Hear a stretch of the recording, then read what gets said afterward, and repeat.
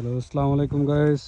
এর আগের বার দেখেছি আমার এই লেবুর প্রজেক্টে জৈব সার মানে গোবর সার কীভাবে দিছি।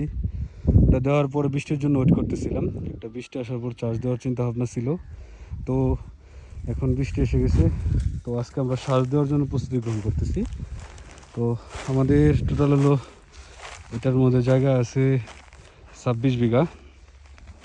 তো 26 বিঘার জায়গার মধ্যে আমরা সার দিতেছি 16 বস্তা ডিওপি, 3 বস্তা লাল সার এবং 26 বস্তা থিওবিট জিপসাম যেটাকে বলে।